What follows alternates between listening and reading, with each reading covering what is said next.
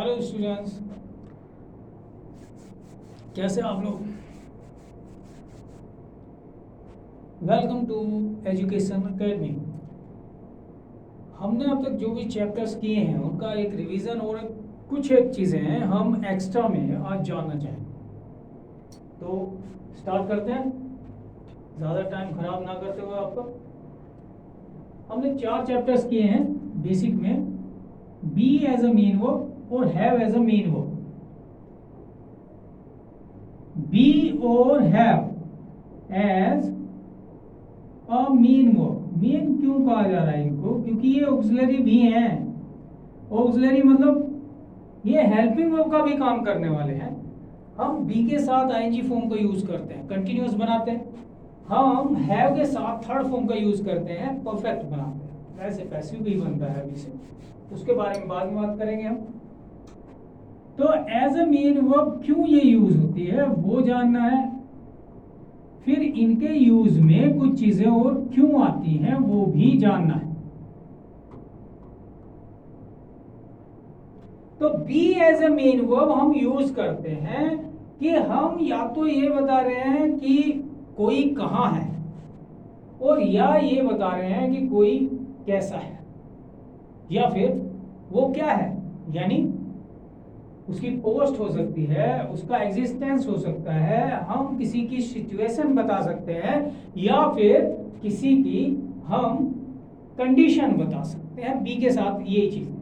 जबकि हैव को हम यूज करते हैं तो पोजेशन के ही लिए यूज करते हैं एज अ मेन वर्ब। इसमें आईएनजी फॉर्म नहीं हुआ करती, बहुत सारी वर्ब्स में आईएनजी फॉर्म नहीं होती है। हम ये नहीं कह सकते हैं कि आई हैव की बजाय कि I am having a house. लेकिन जब खाने पीने के लिए हम यूज करते हैं तब हैव ना आईएनजी आता है। यार ये बातें शायद आउट होगी। इससे बढ़िया कि हम ये समझें कि बी क्यों यूज हो।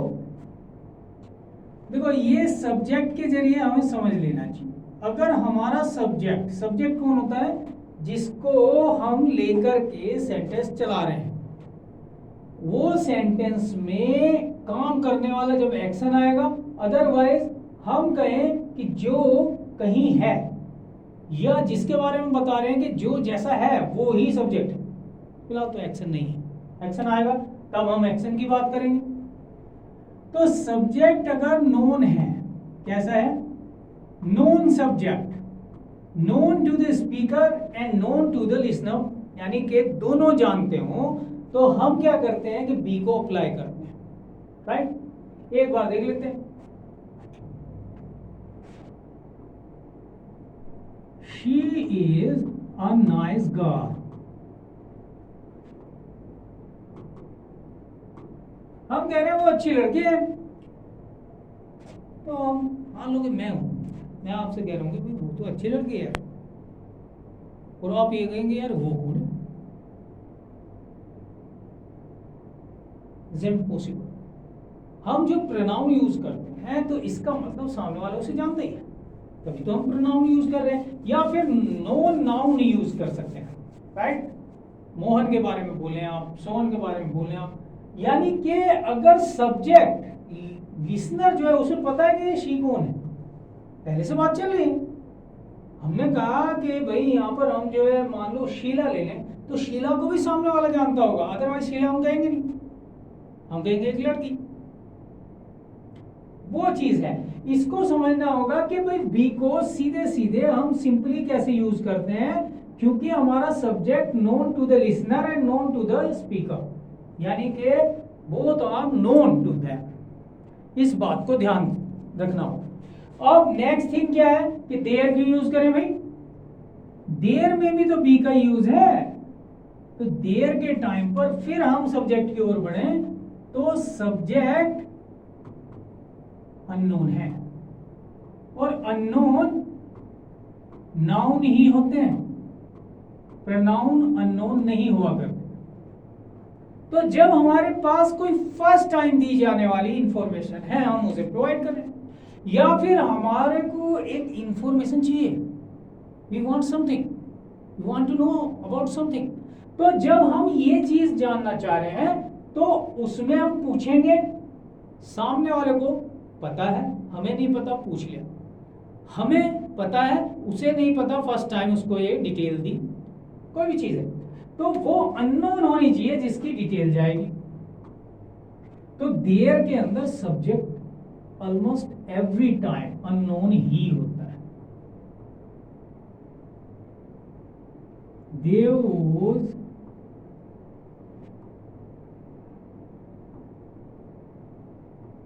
a big cinema hall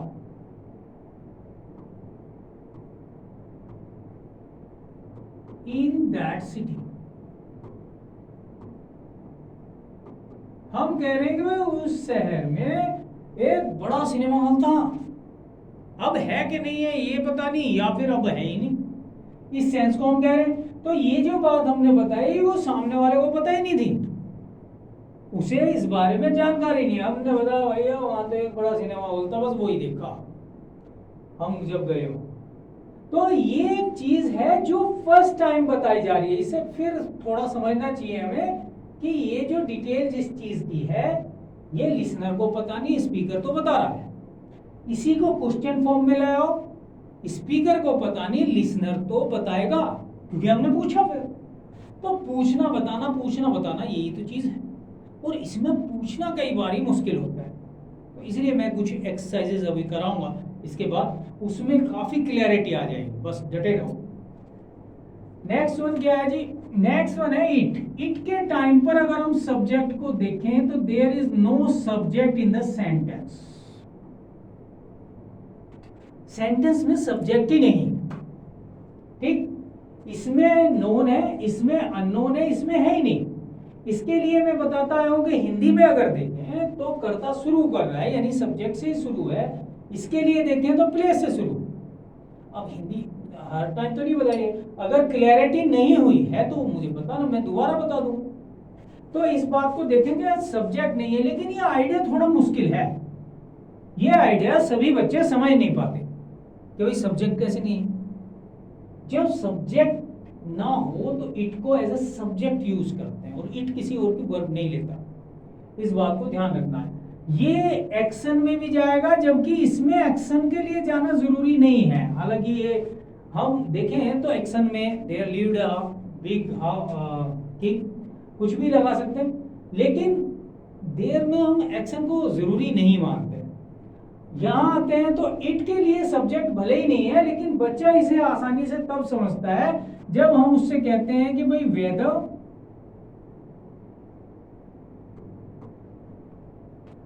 या तो फिर टाइम, ये बेस होना चाहिए। देखो ये बेस होना चाहिए, राइट। या तो फिर सीजन, इन पर बेस्ड अगर सेंटेंस है तो वहां क्या लगेगा? वहां लगेगा इट। क्यों? क्योंकि ऐसे सेंटेंस में हम सब्जेक्ट नहीं ले सकते। एडवर्ब्स होती हैं, एडजेक्टिव्स होते हैं, लेकिन नाउन सब्जेक्ट के तौर पर रखा नहीं जा सकता। मान लो कि हम टाइम बता रहे हैं, तो टाइम हमने तो बता दिया, हमारी लैंग्वेज में तो ये व्यवस्था है। हम कह रहे हैं कि भाई अब तो जो है 3 बजे, तो ये सेंटेंस हमने ले लिया। लेकिन अगर हम इस बात को समझे कि भाई उसमें तुम अगर 3 बज रहे को बोल रहे हो तो सीधे सीधे 3 o'clock नहीं बोलना है, हमें एक सेंटेंस बोलना होता है। देखो स्पोकन में तो सब कुछ चल जाता है, यहां पर तुम्हें इट लेना ही पड़ेगा। It is 3 o'clock। अच्छा, मैंने ओ क्लॉक के बारे में एक बात जब ये चैप्टर मैंने किया था, कराया था मतलब, तो उस टाइम पे भी बताया था कि ओ क्लॉक तभी लगता है जब मिनट हैंड 12 यानी 12 पर हो, उससे पहले नहीं लग सकता, राइट। तो इस बात को ध्यान रखेंगे, ओ क्लॉक तभी लगाना जब पूरा हो। अब यहाँ क्या है कि भाई 3 बजे हैं, मीनिंगलेस है ये डमी इट है, और ये इंट्रोडक्टरी देयर है। मैं यहाँ पर केवल थोड़ा सा यहाँ पर बता रहा हूँ इसको, कोई बहुत ज्यादा गहराई में नहीं जाएंगे, गहराई में जा चुके हैं, इससे पहले मैं बता चुका हूँ इसको। हमने हैव किया अभी ताजा ताजा जो है कुछ दिन पहले, राइट। अगर तुम्हें लगता है कि भैया कोई चीज है जैसे कि विंटर है, समर है, स्प्रिंग है, या फिर लग रहा है कि भाई आज मौसम कैसा है, दैट इज ऑल्सो ही। अगर हैव आता है तो ज्यादातर हम उसके बारे में बात करते हैं कि पजेशन है। पजेशन क्या होता है, हम किसी चीज के मालिक हैं, ये बात की घोषणा ही पजेशन है। अब वो कहीं से भी हो, हम करें कोई और करे, हम करें यार उसके पास तो बहुत सारा माल, तो इसका मतलब क्या है, इसका मतलब है कि वो पजेस करता है उसको, वो उसकी चीजें हैं। ऐसी चीजों में हैव का यूज होगा। हैव की सिंगुलर फॉर्म हैज है। कई बार हम बच्चों को पढ़ाते हैं, वो जो है कहते हैं जी आपने बताया था हैव, अब वो कह रहे हो कि इसमें हैज लग जाएगा। भाई सिंगुलर फॉर्मेट इसका हैज है, पास्ट फॉर्म तो है, सेकंड फॉर्म वही चलती है। विल शैल चूंकि मॉडल है तो हम लोग हैव लेते हैं, कैन कुड में भी ले सकते हैं, अभी मॉडल्स मैंने बताए, लेकिन इस सेंस को देख सकते हैं। She has a big house.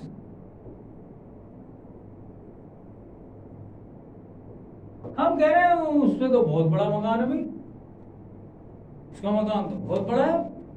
तुम ये भी कह सकते हो कि हर house is very big, that is be का यूज हो, हाउस के बारे में बताया। लेकिन पोजेशन अगर किसी का बताया तो अब यही है, बहुत से बच्चे यहाँ परेशान होते हैं कि है और हैज में, हैज सिंगुलर फॉर्म है, लेकिन जब कोई ग्रामेरियन या फिर लंबे टाइम से पढ़ाने वाला या कोई बुक जब बोलती है तो वो कहते हैं कि भाई ये बी का यूज है, तो इसमें तो इजारा है, बी की ही तो फर्स्ट फॉर्म है इजारे में। तो हमें याद रखना चाहिए कि कहां पर क्या चीज आएगी। इन चारों आइडियाज को एक बार अच्छे से आप कवर करें। मैं इनके बेस पर 12 सेंटेंसेस दे रहा हूं, उनको कवर करना है। इसको देख ले, अगर इसमें कुछ लगता है कि एक्स्ट्रा है और जरूरी है और याद रखा जा सकता है तो उसे ले ले, और अगर लगता है कि कुछ नहीं है तो आगे बढ़ते हैं। देखें,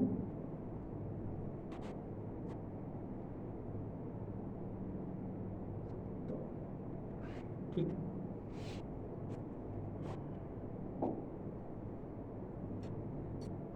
चलिए शुरू करते हैं। हम कुछ प्रॉब्लम्स पर काम करेंगे। ये कुछ प्रॉब्लम्स हैं जब हम सेंटेंसेस को देखते हैं कि हिंदी में सेंटेंस किस वे में आ सकता है। अब दोनों लैंग्वेजेस को इंटरेक्ट तो करना पड़ेगा, तभी जाकर के क्लैरिटी आएगी, इसलिए मैंने कुछ प्रॉब्लम्स यहाँ पर रखे हैं। उस तुम्हारे किस भाई के सीधे हाथ में 6 उंगलियां हैं। आप पहले क्या करें कि सबसे पहले टेंस का पता करें, टेंस आखिरी वर्ड है, सबसे पहले यही देखें। ट्रांसलेशन करना हालांकि बहुत से लोगों को एक सरदर्द लगता है, लेकिन ट्रांसलेट करने पर हम दोनों लैंग्वेजेस जैसे इंटरेक्ट होती हैं तो हमारे पास लिखने और पढ़ने, समझने और सोचने तक की काफी अच्छी टेक्निक जो है वो डेवलप होती हुई मैंने तो देखी अपने पूरे करियर में। मैंने अधिकतर बच्चों को इसी तरह से जीरो से उठाकर धीरे धीरे ऊपर पहुंचा है। बहुत सारे बच्चे जो हैं वो सीजीएल में हैं, उन्होंने जो है किसी ने एक्साइज इंस्पेक्टर लिया, किसी ने कोई पोस्ट ली, तो वो चलते हैं। जीरो से चलाओ आप किसी को भी तो वो बढ़िया चलता है, इसलिए मैं इस तरफ से चलता हूं। है, अब इसके अंदर पहले हमने ये पढ़ लिया प्रेजेंट, हमने यहां पढ़ा पास्ट, हमने यहां पढ़ा फिर प्रेजेंट, हमें पता हो गया है प्रेजेंट है और था पास्ट है, होगा फ्यूचर, ये हम जानते। प्रेजेंट पढ़ लिया। अब इसके अंदर हम अगर बात करें कि भाई इसके अंदर यूज कौन सा है, प्रेजेंट के अंदर यूज क्या है, तो हम इस सेंटेंस को पूरे को पढ़े तो हम जो बात कर रहे हैं वो इन 6 उंगलियों की, राइट। और ये गिनती केवल एक डिटेल के लिए बताई जा रही है। जब कोई डिटेल बताएं तो 2 यूज होते हैं, या तो देयर या तो हैव। लेकिन अंगों के लिए मैंने इससे पहले बताया है कि ऑर्गन्स अगर आते हैं कोई भी, तो उसके लिए हम क्या करते हैं कि हम उठाते हैं और हैव का यूज सजेस्ट करते हैं। तो ये हो गया यूज ऑफ हैव, हाथ में उंगली, राइट, किसी के सींग, कान, आंख, नाक, हालांकि नाक तो एक ही होती है सब। तो इस चीज को देखना कि ऐसी चीज जिसमें हम गिनती के बारे में बात कर रहे हैं और वो संबंधों यानी कि रिलेशंस, मैंने ये बताया पहले, रिलेशंस हो सकते हैं और अंगों में हो सकता है, तो ऐसे में हम हैव का यूज करते हैं। अब यहाँ एक क्वेश्चन वर्ड है, ये कुछ बच्चों को बड़ा मुश्किल लगता है। ये क्वेश्चन वर्ड है हमारे पास, तुम्हारे के साथ जुड़ता हुआ किस भाई, ऐसा हो सकता है हमारे किस भाई, उसके किस दोस्त, तुम्हारी कौन सी बहन। तो ये जो कौन सा वर्ड है उससे बना हुआ है, इसको ध्यान से समझना चाहिए। ये क्वेश्चन वर्ड मैंने उस दिन क्लियर नहीं किया था, अभी मुझे करना पड़ेगा। इसको करते हैं तो जब भी हम ऐसा यूज देखें, तुम्हारे केस, उसके केस, एटसेट्रा, इन लड़कों में से कोई ऐसा करके अगर आता है तो ऐसे में इसको विच के साथ ओव लगाकर बनाते हैं। विच ओव, इसे ओफ जो है वो सही प्रोनाउंसिएशन नहीं है, लेकिन हमारे यहाँ ओफ ही कहते हैं इसको। तो हम इसको जो लेकर के चल रहे हैं वो ये है कि विच ओफ को हमने यूज किया। अब विच ओफ के बाद हम उठा क्या रहे हैं, विच ओफ योर पॉजेसिव केस,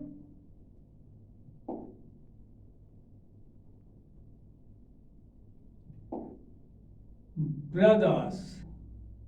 यहाँ एक यूज मुझे सिखाना भी है जो एसएससी का काफी फेवरेट है। एसएससी का क्या है, एनडीए, सीडीएस, कहीं भी जाओगे तो जहां भी जाते हैं वहां ये काफी फेमस है, यानी काफी फेवरेट है उनका। तो विचोव का जो यूज है, एनियो, इसको एक बार देख लेंगे हम सभी। नन ऑफ, वन ऑफ, या फिर विच ऑफ।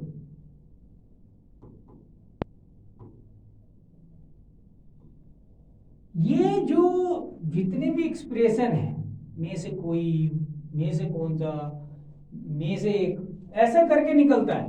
तो इस सेंस में जो नाउन या प्रोनाउन जुड़ता है इनसे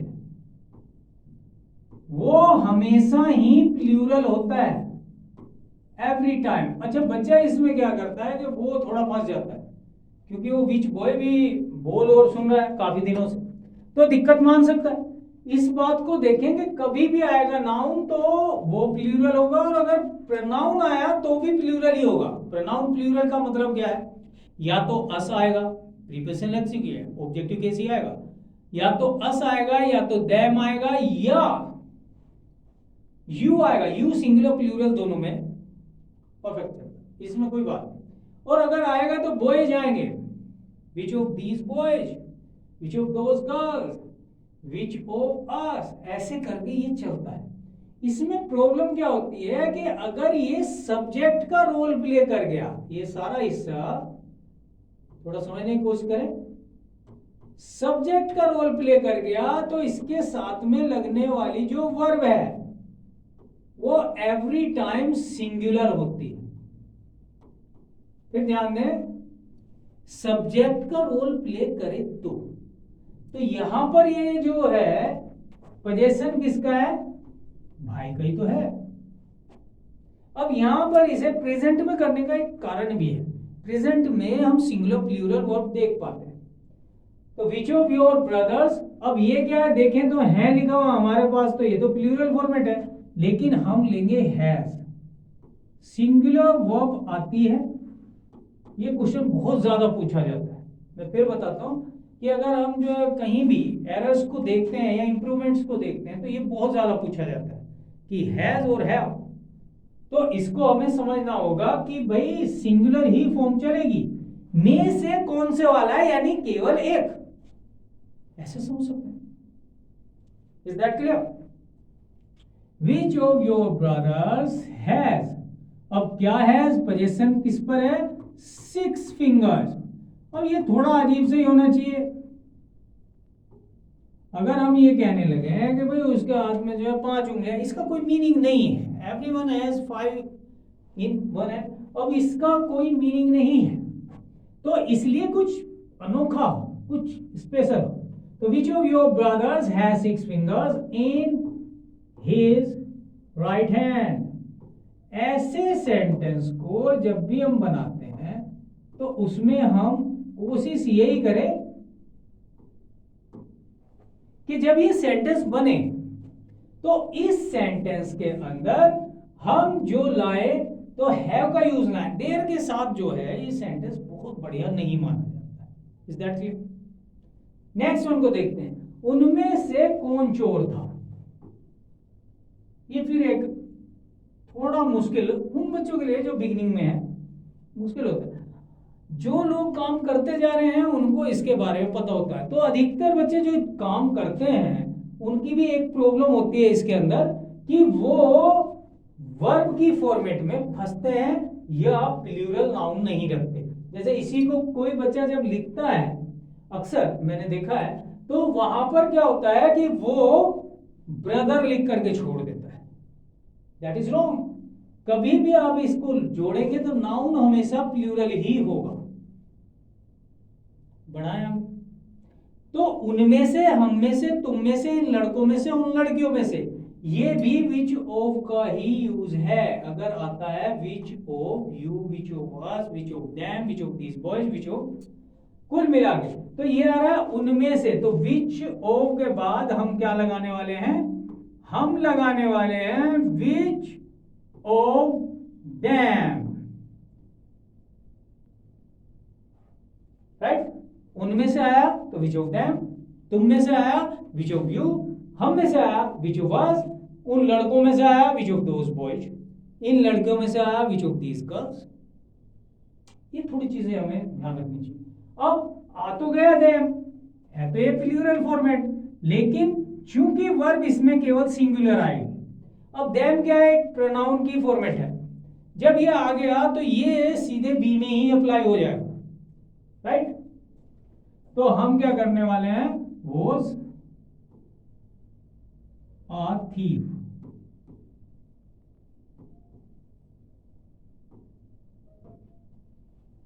तो हमने विच ऑफ लिया दो जगह, प्लूरल नाउन, प्लूरल प्रोनाउन, जो कि मैं बता रहा हूं नाउन हो चाहे प्रोनाउन हो आएगा प्लूरल ही। ये याद रखना चाहिए हमें। दोनों ही प्लूरल फॉर्मेट में, अस में, देम में, यू में। यू का तो कुछ खास कहने की जरूरत भी नहीं होती, लेकिन उनमें हो सकता है। अब हम इनमें से ही एक को उठाएंगे प्लूरल को, लेकिन अगर वो सब्जेक्ट है, फिर ध्यान से देखें, सब्जेक्ट तो यही है भाई, पोजीशन किसका है? सब्जेक्ट यही है। बोला किसके बारे में जा रहा है? तो सब्जेक्ट तो यही है। तो जब ये सब्जेक्ट हो तो वर्ब सिंगुलर होगा। हमेशा ऐसा नहीं हो सकता, क्योंकि कई बार ये ऑब्जेक्ट भी बनेगा। जब हम एक्शन में जाएंगे तो ये ऑब्जेक्ट भी बहुत बनेगा। इसमें भी बना सकते हैं, उसको बाद में देख लेंगे। चलो अब आते हैं हम, उस राजा की कितनी रानियां हैं। अगर हम इस सेंटेंस को फिर से देखें तो इस सेंटेंस के बारे में हम एक बात जान पा रहे हैं कि ये जो सेंटेंस है, ये जो सेंटेंस है, इसमें हमारे पास पोजेशन ही है, क्योंकि हम संबंधों और अंगों के बारे में गिनती पर भी पोजेशन ही रखते हैं। Is that clear? तो हमारे पास में क्वेश्चन वर्ड आया हाउ मैनी, कितना, कितनी, कितने। अगर ये नंबर है, यानी नंबर आता है हमारे पास, अगर हम इसको गिनती में, काउंटिंग में ला सकते हैं, काउंटेबल नाउन के साथ है, तो इसके लिए हम क्या यूज करते हैं? हम करते हैं हाउ मैनी। और अगर हम काउंटिंग नहीं ले रहे हैं, केवल क्वांटिटी ले रहे हैं, तो हाउ मच। हाउ मैनी और हाउ मच दोनों ही एडजेक्टिव हैं। मैनी और मच एडजेक्टिव हैं। अब ये जुड़ गए हैं इससे, तो भी ये एडजेक्टिव हैं। और ये अक्सर ऐसे एडजेक्टिव्स हैं जिनके साथ नाउन को जोड़ना ही होता है। तो अगर हमने हाउ मैनी लिया तो हम उसके साथ क्वींस भी लेंगे। हिंदी इंग्लिश दोनों में ही इकट्ठा चलता है। How many queens, how many boys, how many girls. अब केवल हाउ मेनी कह करके कभी कभार हम लोग फास्ट ट्रैक पर काम करते हैं, लेकिन ये नाउन की डिमांड करेगा, एडजेक्टिव है। Is that clear? अब ये प्रेजेंट में है और हमें ये भी पता है कि ये पोजेशन है, तो प्रेजेंट में या तो हैव आता है या तो हैज आता है। अब पोजेशन रानियों का राजा पर नहीं, राजा का रानियों पर पूछा गया, तो सब्जेक्ट हो गया राजा और वो सिंगुलर है, तो हम लेंगे हैज और राजा क्या है, उस राजा, उसके साथ अगर कुछ जुड़े वह, तो नाउन जुड़े, वह लड़का, तो हम उसको क्या कहेंगे, that boy, not he boy. वह लड़की, दैट गर्ल। अगर आ जाता है उस प्लस नाउन, उस लड़के ने, तो भी दैट बॉय, उस राजा, दैट, और इस राजा होता तो दिस। यह plus noun, this plus noun, वह plus noun, that plus noun, और यह को इस और वह को दैट कहते हैं, इनका प्लूरल फॉर्म है दीज और दोज। तो हाउ मेनी क्वींस हैज, और हमने क्या लिया, दैट किंग। कारण क्या था कि भाई हमने प्रेजेंट तो पकड़ा, लेकिन यूज कैसे पकड़ा, यूज इस तरह से पकड़ा कि हम पोजेशन देख रहे हैं, हमने देखा पोजेशन किंग का क्वींस पर। ये अच्छे से समझना चाहिए। अगर ये क्लैरिटी नहीं हो रही हो तो बता सकते हो। अभी यहां ये समझ लेना है कि कभी भी any of, none of, one of और विच ऑफ, इनके साथ अगर नाउन या प्रोनाउन जोड़ना है तो वो प्लूरल ही जुड़ेगा।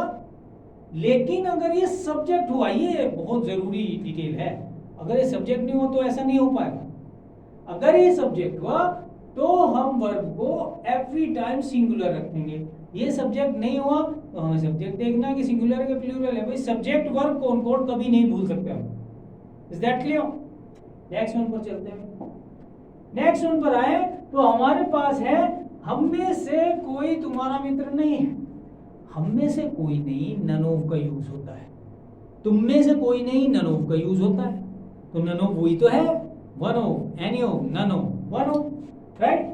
तो नन ऑफ जब भी आता है तो इसके साथ भी वो ही रूल है, none of us, none of them, none of you,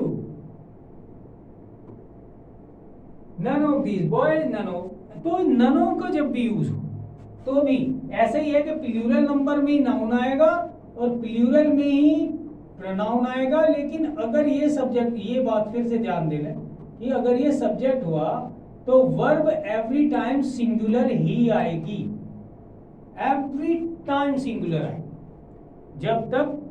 तो हमने क्या कहा कि हम में से कोई तुम्हारा दोस्त है नहीं, अपने घर को जाओ भैया, क्या समझे। तो हम में से कोई नहीं, यानी कि नन ऑफ अस।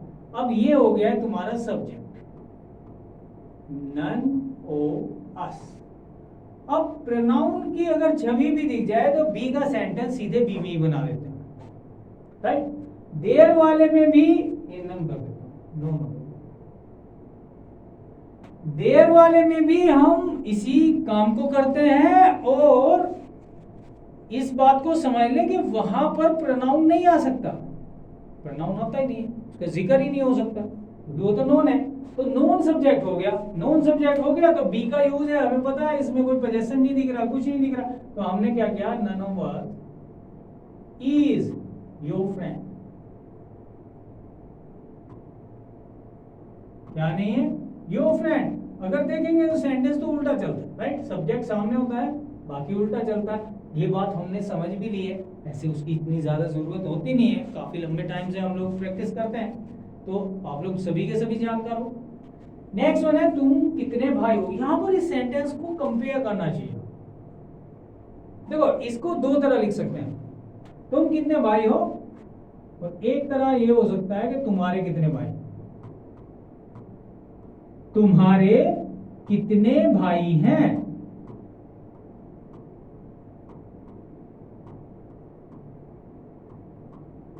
अब इन दोनों को अगर कंपेयर करो, राइट, दोनों ही क्वेश्चन को, दोनों को अगर हम कंपेयर करते हैं तो तुम कितने भाई हो तुम्हें मिलाकर, इंक्लूडिंग यू, और तुम्हारे भाई कितने भाई हैं तुम्हें छोड़कर, excluding you.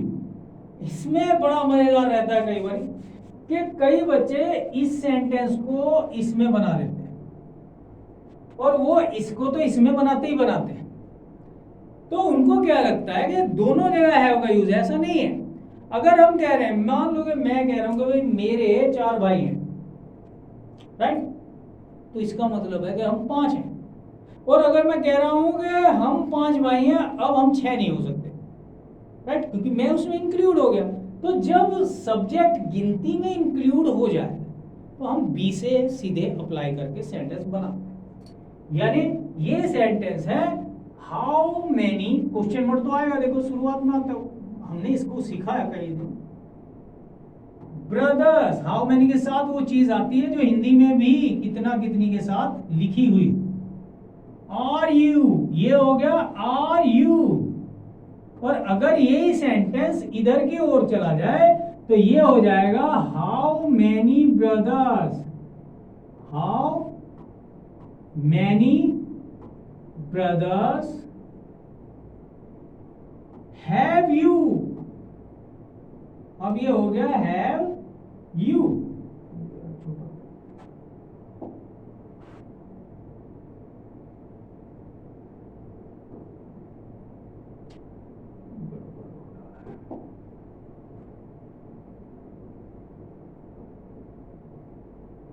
Have you?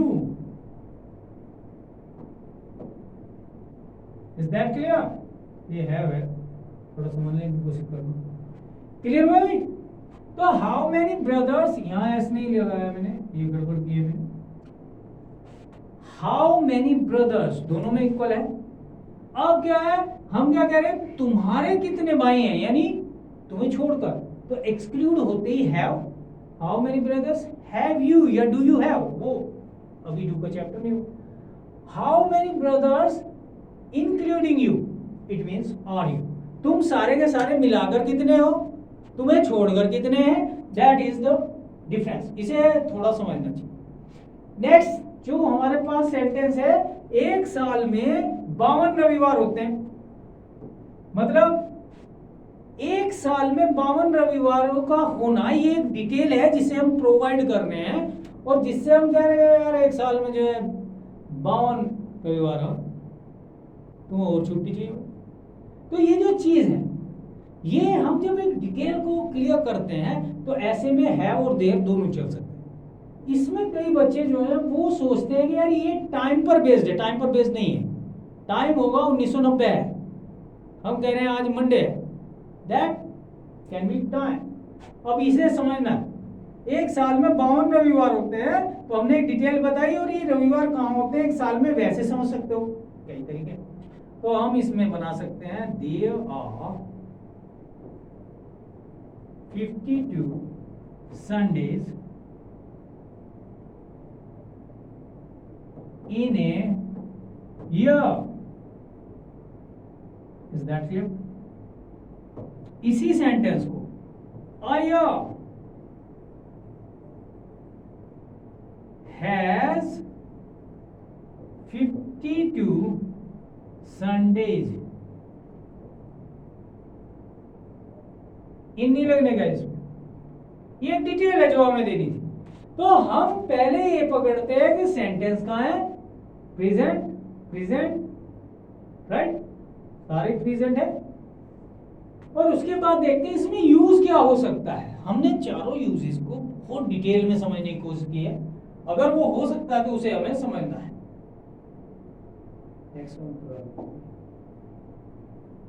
7 number sentence है, इनमें कौन सी तुम्हारी किताब है, ये सेंटेंस है हमारे पास। अब इनमें से यानी कि ये सामने पड़ी हुई, कोई दिक्कत नहीं, नहीं तो कोई बात है नहीं इसमें। ऐसे में हम बी को सीधे अप्लाई करेंगे, लेकिन क्वेश्चन वर्ड थोड़ा मुश्किल हो जाता है कुछ बच्चों के लिए, तो इसे समझना है। Which of these is your book,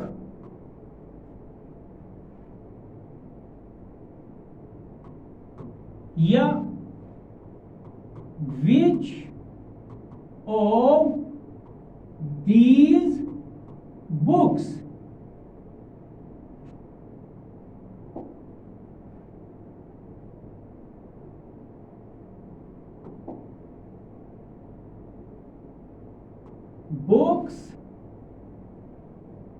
is, अब बताएंगे अब क्या आ सकता है, अब आएगा योर्स।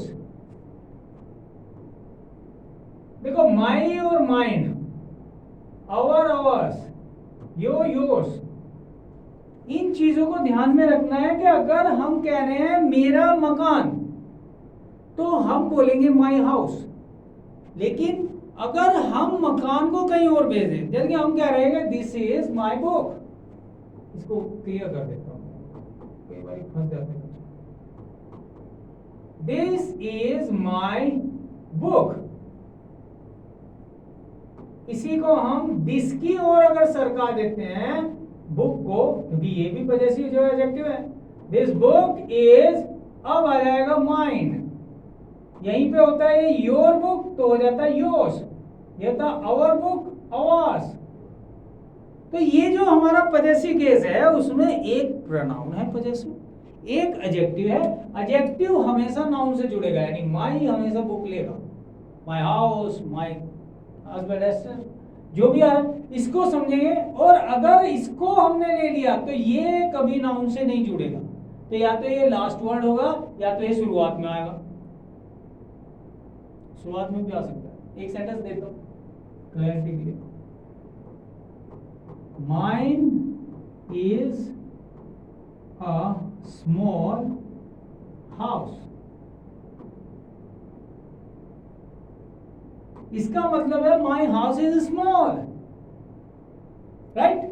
ये यूज बड़ा मुश्किल होता है कुछ बच्चों के, प्रैक्टिस नहीं होती है तो अजीब सा लगता है, इसे भी बोलते हुए कुछ लोग चकराते हैं कि यार कैसे करें। तो इसमें यहां हमने क्या किया कि दीज को हमने बुक्स नहीं दी, राइट, तो बुक तो इधर पहुंच गई आराम से, पजेसिव केस को ले गया, लेकिन दीज को हमने बुक्स दे दी। अब पजेसिव केस को नाउन तो मिलेगा नहीं, तो अब योर्स ही आएगा, ये बात समझ रहे हैं आप। नेक्स्ट को देखते हैं, हमारा कोई मकान नहीं है, भाई हमारा कोई मकान नहीं है, भाई हमारे पास एक पजेसिव केस प्रोनाउन है लेकिन सेंस बी का नहीं है। अच्छा, बी में और हैव में एक और अंतर होता है कि बी के इधर भी वही खड़ा है इधर भी वही खड़ा है, I am teacher, I and teacher both are same person. अगर हम हैव का यूज लेते हैं तो अलग नहीं हो सकते, वहां पर जो है मतलब एक नहीं हो सकते, हमारा कोई मकान नहीं है, वी आर नो हाउस, तो इसका मतलब हम ही मकान नहीं है भैया, ऐसा नहीं करना, राइट। तो इसे समझना चाहिए कि पजेशन है, कि हमारे पजेशन में कोई मकान नहीं, तो ये सेंटेंस हैव से ही बनना चाहिए। We have no house, no house और नॉट एनी हाउस इक्वल है, no equals to not any, मैंने ये देर में बताया होगा। अभी नेक्स्ट पर आ जाते हैं, ये तो आसान बहुत था, सब्जेक्टिव केस हमारे पास प्लूरल नाउन प्रोनाउन में है तो हैव ही आना था। एक बार पांच होते, हम कई बार कई चीजें देखते हैं, एक बार एक राजा था, एक बार एक गधा था, एटसेट्रा, ये चीजें हैं। और कभी कभी कोई लोग हमसे पूछते हैं, हम उन्हें फर्स्ट टाइम वो इन्फॉर्मेशन देते हैं, हमसे उन्होंने पूछा कि यार कोई लड़का हो तो बताना, तो हम उन्हें कहते हैं हाँ यार एक लड़का है, तो अच्छा जी क्या करें, वो नोएडा काम कर रहा, वो कुछ खाने पीने का गया थोड़ा। तो ये जो बातें हैं ये क्या होती हैं, फर्स्ट टाइम पर किसी की डिटेल बताना, that is in this sentence. तो इसमें क्या है, कहानी शुरू करनी है किसी को, डिटेल वो पहले जो बता रहा है इसको फर्स्ट टाइम में जब वो बताएगा तो एक बार को वंस भी कहते हैं और वंस अपॉन अ टाइम भी कहते हैं, दोनों चीजें चल जाती हैं, वंस ही कर दोगे कोई दिक्कत नहीं, वंस अपॉन अ टाइम या ओनली वंस। अच्छा, अब ये जो एडवर्ब है इसको पहले रखा जाता है, ये एडवर्ब अक्सर पहले ही रखी जाती है, उसके बाद सेंटेंस बनता है देयर, और देयर के साथ हम यूज कर रहे हैं प्लूरल फॉर्मेट का, तो वह 5 donkeys,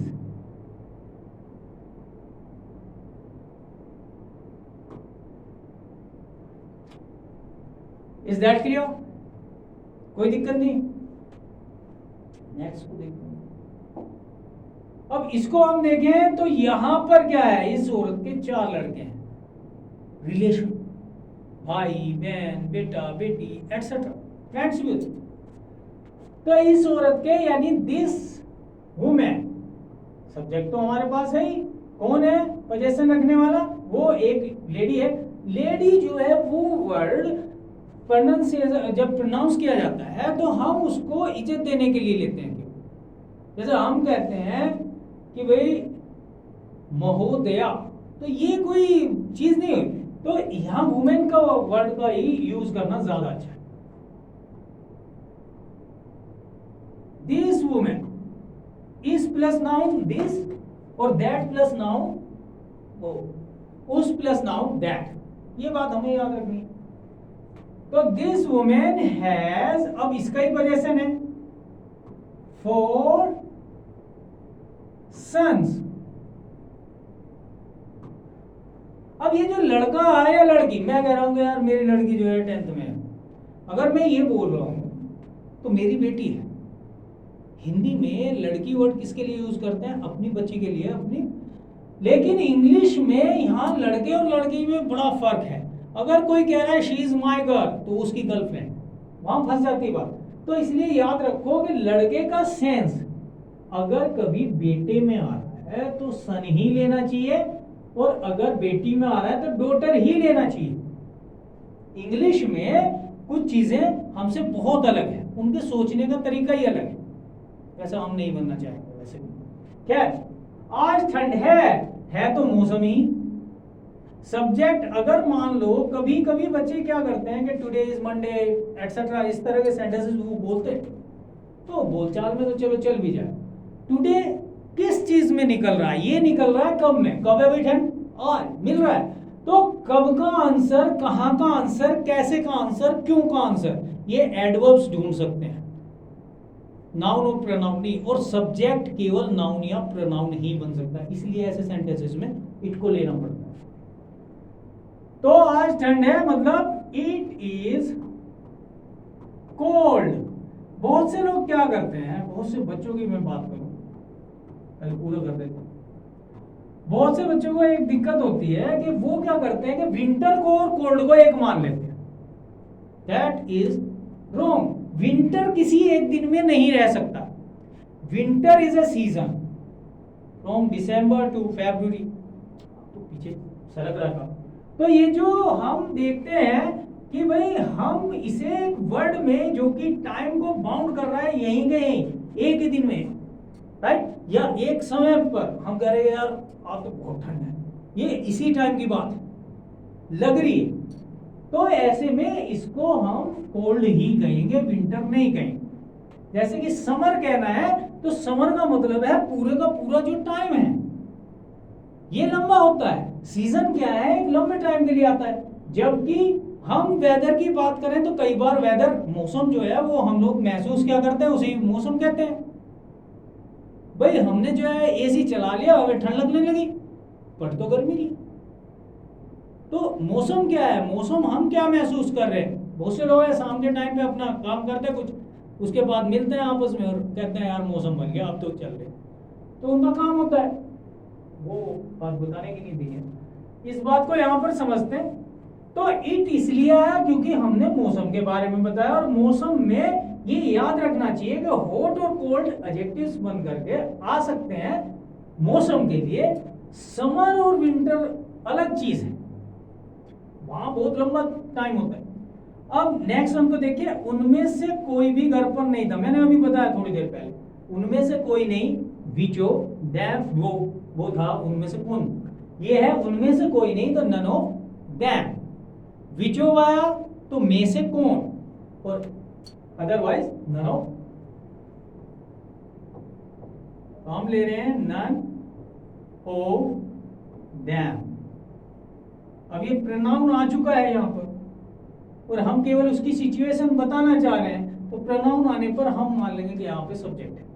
अब ये सब्जेक्ट कौन है, ये प्रोनाउन आ गया तो यानी कि ये नोन है। अब नोन है तो निश्चित तौर से हम बी को सीधे अप्लाई करेंगे। None of them was at home, हम कह रहे हैं कि भाई कोई भी उनमें से कोई भी, तो यहां तक हमने प्लूरल भले ही लिया, वर्ब सिंगुलर ही लेगा क्योंकि ये सब्जेक्ट तो अब भी है।